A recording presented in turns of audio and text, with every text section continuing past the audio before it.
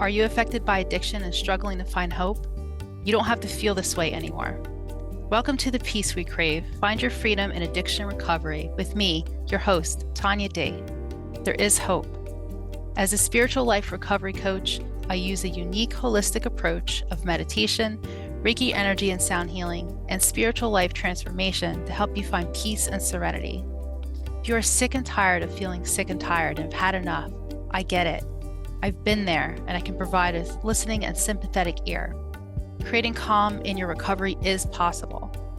If you're ready for help and hope towards your freedom in recovery, join into the Peace We Crave show with me as I help you find your freedom in addiction recovery. It all starts now.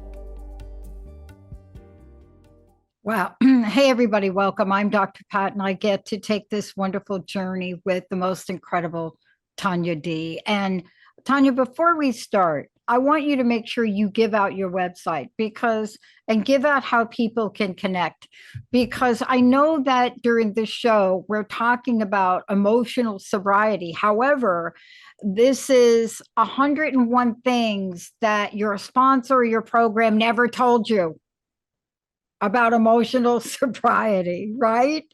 I don't know why that is, but it is the foundational piece. So before we get started, because this is extremely important, it's extremely important to get you to the table.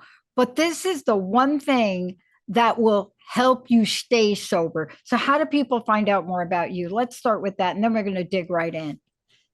All right, great. Thank you so much. My website's the best place to find me, www.thepeacewecrave.com.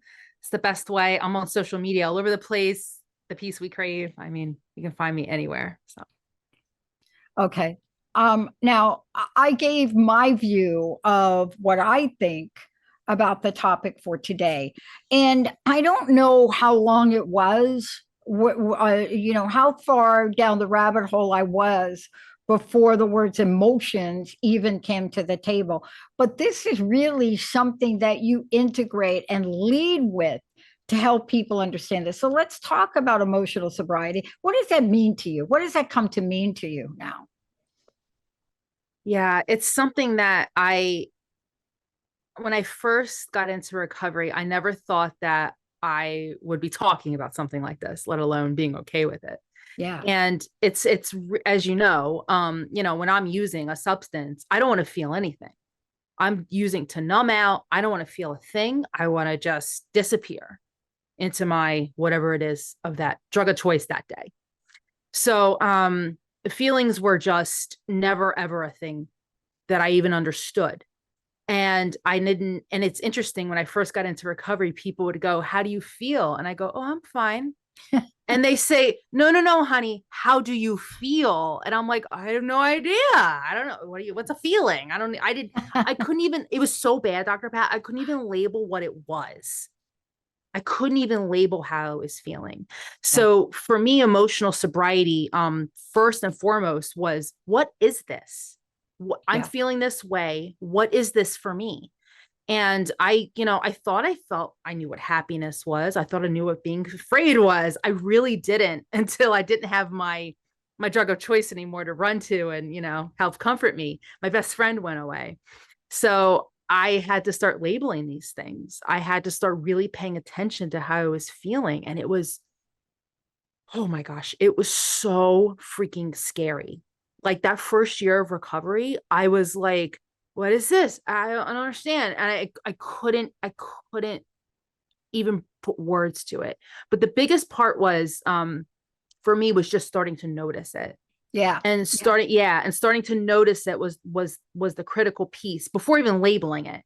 That really, really, really was the biggest thing. And it was like such an eye-opening thing, because it's so easy to do. It's so easy to be like, oh, okay, there it is. What is that? That happened before. What was it like? And then I start noticing these things, and I'm picking them, and I'm remembering it because I'm not using a substance to blot out my memory. So I'm able to start to get some tools in my toolbox, just noticing how I'm feeling. Yeah. But, we touched upon this. I want to ask you about this, because this is like the coolest thing to talk about, because when you're used to numbing all of that, it's like a brand new thing. It's like, what? My heart hurts, right? Do you remember that time? Like, what? My heart hurts. And, I mean, I don't, tell me this. I rarely cried. And then once I learned to cry, I cried a lot. I still cry. But you see, that's just one thing. People may be looking at us saying, what the heck are these two talking about? But when you numb yourself, you numb yourself. End of the story. You cut off most of your life. Emotions are part of it. So, let's talk about now the fact that the genie is out of the bag because this was never talked about much. And now it is. So, why is it so important to us now? What happens when we discover feelings? Oh my gosh. Yeah. So a lot of things can happen. Sometimes not so great because I don't know how to react. I don't know what to do. And sometimes things are great. Like I just remember that first time, I feel like I've said this before, but the first time I really noticed that like the sky was bluer and the grass was greener. And I got this feeling of like love in my heart. And I was like, oh, what's that? I mean, I've kind of felt these things, but not on such a deep level. And it was just so important for me to just notice them and start to label them and even start to say them out loud to people. Like, is this is this what it is? Is this how does it feel for you? I don't I mean, I don't know. But I know I'm laughing a little bit, but I'm not laughing. I'm laughing at myself because that you're absolutely right. We're in an area now that is foreign to us, right? I mean, it reminds me of having this little 2.5-year-old over on the weekend. So I play ping pong as a sport, table tennis. So I think everybody knows, right? So this was my first introduction. This little child didn't understand what a ping pong ball was or a bat. Now, this is a really smart kid. So within no time, she was hitting the ball. But, for her, it was a new experience. Like, what is this? I don't mean to downplay this, but I really want to get at this. This is really a baby step in sobriety. And I want to emphasize that we're laughing a little bit about it, but it was really no laughing matter to have these feelings come up. And I tell you, I lost my mom in my first year and my sister in my second. And I'm telling you, I was like, what is happening? Right? But how do you tease this apart for people? How do you get to these trigger reactions to things? So I take a pause. The biggest thing I learned in recovery is, oh, I'm feeling something. Okay, let me pause, notice it. Let me try to put a label on it. Let me try to see what this is. And the biggest thing too is the hardest part is not reacting. So I don't know. I was such a crier when I was new in recovery. I was crying before. I'm still crying. But then there was it was like horrible, ugly crying. And I didn't understand how actually therapeutic that was for me. Yeah, Like I ugly yeah. cried this weekend because I had to. And and it's something that I can just do. And I don't have to react in the sense that I don't know about you, but I came in very angry as well. I was like angry at everything. I Oh, hated you. I yeah. hated the world, but I didn't have to God react. hated Oh, God. please, how society treated women. Oh, let's not even get me started. Right. So there Right. was so many things for me to be angry about. And I hated myself. And I just like stopped reacting so much to that. It was almost like I had the emotion or the thing. And this has taken a long time to do. I had the emotion or thing. I kind of put it like on this little shelf next to me. And I kind of just had it there. So I didn't quite have to do anything with it just yet. I could just have it there. And that helped a lot, just kind of compartmentalizing it in a way until I was ready to actually deal with it. Because Oh, the first like year or two, like you said, if those things happened to me, I probably would end up in a mental institution, to be honest, because I was just so raw. I just didn't know. But the yeah. compartmentalizing and kind of like putting them in like a little area to be like, okay, they're here, but I'm not going to react to them right now. I'm just going to pause and I'm going to let them be. And then maybe at some point, when I'm got my big girl pants on or something, I can maybe deal with Yeah. them. Yeah. Let me ask you about this because I didn't really get really, I didn't have a spiritual infiltration system until, let's say, maybe 7 years. That's when I had my real spiritual awakening. But it's not that I didn't really immerse you. But look, if you walk in those doors, there's something spiritual happening and get you there. I'm just saying. But I wanted to ask you about this because I had this sense in some arenas that it's all good. It's all good. Some of the spiritual practices that will come out and say, it's all good. Don't worry about it. Right. I want to talk about this for a minute because I want to be very clear that there are ways to let go of things without bypassing them. Talk about spiritual bypass for a minute because you are a spiritual coach, right? This is the approach you take. So this has got to be a topic that comes up a lot for you. Yeah, it really does. I see people, and it's the one part of, if anybody's a 12-step person, it's the one part of 12-step that I cringe because people go, oh, you're not feeling a certain way, you're feeling bad, just go help somebody else. And that's fine to a point, I guess, when you're newer or when you're really not sure or you're kind of just, trying to feel your way through. But at some point, and I've seen it a lot, where people just continue to do that for the years and the decades and then decades. And then they're just like, it's just like they're just these voids that just kind of like exist, and they just go and do things for people. And it's like, okay, but how do you feel? And they don't even know. They've never processed the feeling. They've stuck into my little box here and they've never done anything with it. They've just never actually been able to acknowledge what these things are. And then the biggest thing is getting to acceptance, right? Getting to acceptance. This is how it is to feel this way. It sucks to feel pain. It sucks to feel sadness. It sucks. But if I don't feel that sadness, there may be some joy around the corner that I'm not going to experience because I'm too busy helping somebody else, or I'm too busy distracting myself from how I'm feeling. And I'm too busy. I can't look at it because, oh, it has to go away. It's bad. It has to go away.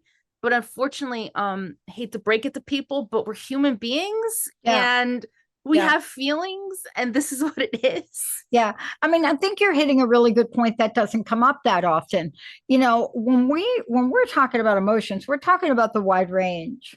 And I mean, this isn't like being a cherry picker. It's not like you're out there and you could say, I'm going to pick this today, but I'm not going to pick this because we've been doing that most of our lives. We're really good at that, aren't we? Right? Let me take the one that is going to make me feel all good. Let me just take that one as if the rest of the things don't exist. And, I remember this so clearly. See, something happens when you get sober. Let's talk about this because it's related to emotional sobriety. Something happens. And I wish you would explain this because the something that happened for me is I had a new pair of eyes. The rose colored glasses were off and I saw the world differently. I saw my life differently. Some of the things that I agreed to do never held up again. How about you? Yeah, I'm so glad you asked that because I was thinking about that the other day. I was yesterday I was actually at an expo, and these people, I'm so glad I was there. It was just a holistic thing, but I was the only person there with addiction related services. And these women come up to me, they go, "We have somebody who wants to kill herself." And I go, "Oh my gosh." And Sheila comes running over and we have this beautiful conversation. And I was just so glad that I was there to actually like help her with that and like be there with her for that. But it's interesting how I've shifted my thinking so much where I feel such love and compassion for these. I never felt love and compassion for anybody. I was like, everybody sucks, forget all these people and nobody's like me, I'm whatever.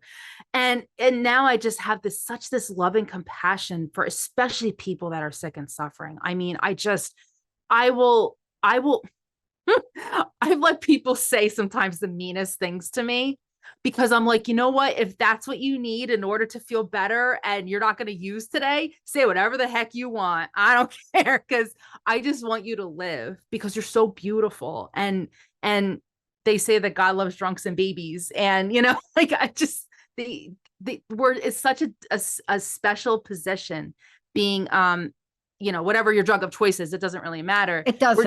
We're in such a special position to be able to really understand each other and really help each other. But what you're talking about, I want to talk about this. We're going to take a really short break for people to get to know more about you. But what we're talking about here is what I call the bridge, you know, the sobriety bridge. And there's only one sobriety bridge for me, and you happen to be talking about it today. Of course, there are many. I don't want to sound like there aren't, you know, all roads lead to home, but there is a sobriety bridge. And there's this one bridge that you go across, and you really must go across this bridge. And it's the bridge that, you know, Tanya is talking about today. So you're listening to the Peace We Crave with Tanya D and me, Dr. Pat. We're going to take a short break because this is the bridge. And believe this, we're talking about people in sobriety, but what we're talking about is for all y'all. It really is, all you. And if you are even close to somebody that's on the sobriety journey, you're going to need to learn about the stuff we're talking about to understand the dynamic of it. When we come back, how do you cross the bridge? How do you get emotional sobriety? When we come back, Tanya's going to walk us through the emotional sobriety checklist. You're going to want to listen to this and write it down. Let's take a very short break, Emily. We'll be right back.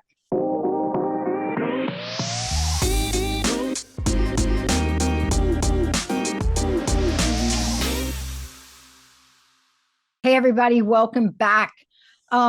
Before we go ahead, Tanya, I want you to, again, give out your website, social media group, and we're going to go through the emotional sobriety checklist, better known as the bridge. But when we go through it, people can come back here and listen to the show and work with you. How do they do that? What's the best way? My website, thepeacewecrave.com, and all social medias. I'm all over the place at the Peace We Crave. Okay. I call this the bridge. People call it other things. I have a friend that says I'm being very kind when I call this a bridge, because for them, it was not a bridge. It was like a foxhole. So take us through the checklist, if you don't mind. Oh my gosh, a foxhole. That's so interesting. Oh my gosh, right? I feel like mine too was kind of like a bridge with holes. Like I kept kind of falling down in the water and I had to get back up. Oh my God. Totally. So yeah, so this checklist. The first thing I have on here is accepting things as they are. That's a tall order. That is not something that happened to me overnight. No. But the more that I'm able to just say it is what it is. I also say, you know, in my spiritual program, everything is already happened. There's already been a plan. So some very smart women said that to me very early on. It's already been preordained. You just got to go with the flow. Yeah. Yeah. Yeah. So accepting things as they are. Yep. And then no longer holding on to the past. Oh my gosh. Like if you can get to this point, oh my gosh, it's so freeing when the past does not control my life anymore. And I'm still actually on that journey. I'm sorry. That is like a daily practice. Right? Right. Yes. Let's just be clear to people. This is all the time. In progress. Yes. And I'm on this path right now of no longer accepting my past, because my past, there's some not so fun things that happened. Right. And which is, you know, everybody has their story, and I'm just doing my best to try to not let it control me anymore. Not let it be that thing that's going to take me out, because I can't, I don't want to be taken out. I want to, you know, I want this life thing. Yeah. And then being able to face your emotions without pushing them down. Oh my gosh. All I did was push them down when I used. That's what I did. So just seeing them and being able to face them and then doing what you need to do. So if it's like this weekend when I was ugly crying and I had to lay down for an hour, well, hey, that's okay, because then I was able to be present in other aspects of my life and I was able to do what I needed to do. So, you know, I faced the thing and I didn't push it down. And then that's perfect. That leads into the next one, not judging yourself for experiencing difficult emotions. I am the biggest critic of myself. I don't know about you, but I just will judge myself all day long. Yeah. And it's totally okay to go ugly cry and do what you need to do. And I'm not, I'm not hurting anybody. I'm taking care of myself. And biggest thing is I'm not judging myself for it. Yeah. Yeah. And then being able to reflect on what may have caused you to experience a certain emotion. So go back to the past thing. The past is, oh gosh, there's a big Yeah. a lot Yeah. of really deep stuff I have there. had to get a lot of help with this one. And I just want to say this for people. This idea to reflect on what have caused your certain emotions, this is where you get help. You work with Tanya, you work with somebody. This one is excruciatingly difficult. And I do not believe you can get there by yourself, because our natural reaction will be to cut those painful things off and you will not remember them. So the idea you're talking about is, let's get at the root cause, right? Right. And not be on that judgment train. You want to talk about a bridge judgment train, right? I'll just bring Right. that in because, I could ride that all day long and then I Yeah. won't be able to really look at the thing and get the help that I need. Yeah, totally. And then having deep, rich connections with other people like that has enhanced my life more than I ever thought. As much as I say I hated people when I came in, I did. And now I just have this love for people and I have these Yeah. connections and like me and you even connect, right? And we've never met Yeah. in person, but like No, we connect in such a way because we understand this language of the heart that we're talking about. that's right. So, yep. So that really deep connection and then not blaming others for your actions. Take it. I want y'all to take a deep breath right Yeah, now. this is a lot. You know, This is a take lot. a deep breath right here. Let's just call this the 2-minute warning right Yeah, here. right. Because listen to the words that Tanya's saying, not blaming others for your action. We've gotten so good at blaming that we think it doesn't sound like blaming anymore. I mean, Exactly. we've created this whole new characterization, which we don't realize it's blaming, Yep. right? I'm sure you're going to add complaining to that one too. Yeah. Yeah. Complaining. Oh my gosh. Oh, I but you complained. but don't you have to get to all of those before you can get to appreciation and gratitude? I mean, Oh, if you're not absolutely. cleaning those things up, then this is why I'm saying this 2-minute warning at the football game. If you are not looking at the ones that Tanya just said right now before, the next ones you're going to have a tough time with, right? Yeah. Yeah. And that appreciation and gratitude, like we only have this right now because we've done this kind of stuff when we looked at those things, right? So Yeah. this is not, I just want everybody to know these are not things that are going to happen overnight. This takes a lot of work, working with other people, getting support in what you need. And and the last two here, the last one, second to the last one, you're able to regulate your actions. Oh my gosh. But we should I'm, do a whole show on that. oh my gosh. We could do Seriously. a whole show on, let's do a whole show on that, because even the best people in sobriety think they're regulating their actions, and the next thing you know, I mean, look, the next thing you know, they're throwing a big book at you.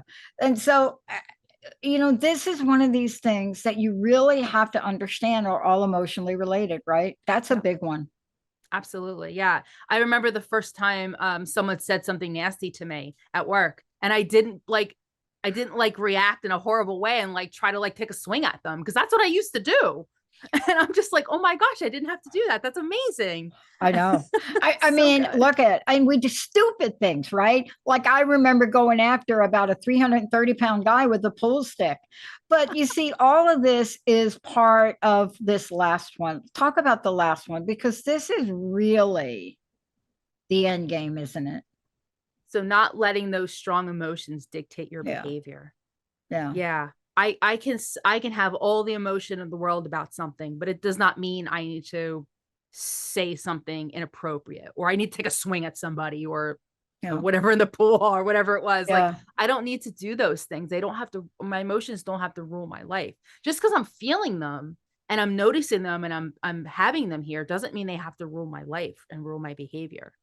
Yeah. And I want to be very clear about this. I know we've only got a couple of minutes left and we're going to leave you with a very powerful closing message, but I want to be very clear about this. We are not talking about being doormats. Susan Dene talks about this a lot. We're just, in her words, she would say, you just don't want to be the bulldozer. But you're not really talking about being a doormat, because that's something else you have to learn in sobriety, and it is emotionally related. Like, when do I let my codependence get so far down the rabbit hole that I can't speak up for myself? You see, and that's all strong emotions dictating your behavior in a way that people don't see very much, right? Because it's passive. But it all needs to be taken care of, doesn't it? Yeah, absolutely. Yeah. Oh my God. We talked about a lot. Before we go to the closing message, which is a powerful one, please tell everybody how they can work with you, how they can connect with you, because connecting is so important.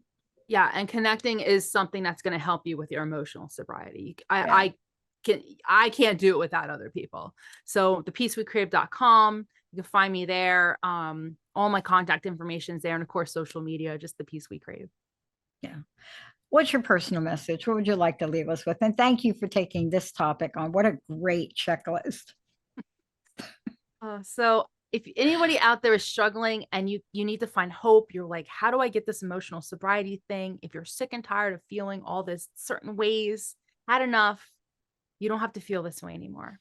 Join us and find peace and serenity in your addiction recovery.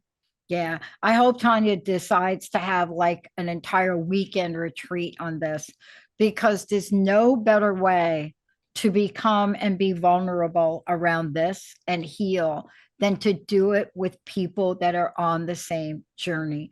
It is one of the most critically important parts of sobriety. And it's my opinion, Tanya, I don't know how you feel. It is my opinion that without this, it is a really, really tough road to stay sober, right? Yeah, it is the crux of my sobriety. If I didn't have this, I don't know where I'd be. Yeah, that's why I play ping pong. Tanya, thank you so much. For everybody out there, remember, this is the emotional sobriety checklist. If you've missed any part of this, please get a hold to Tanya, and also re-listen to this again, pass it on, connect with her, and whatever you do, the peace we crave, do not think you have to take this journey alone. You don't. We'll see you next time. Thank you. You've been listening to The Peace We Crave, Find Your Freedom in Addiction Recovery with me, your host, Tanya D, on TransformationTalkRadio.com. Tune in the first Monday of each month at 3 p.m. Pacific, 6 p.m. Eastern, as we take you on a spiritual life recovery coach journey and share unique holistic approaches. Let's stop struggling in recovery and restore hope. Join us for each show as we design a pathway to peace and serenity in addiction recovery. You don't have to struggle in recovery anymore. Let me help you find the peace we crave. For more information, visit thepeacewecrave.com.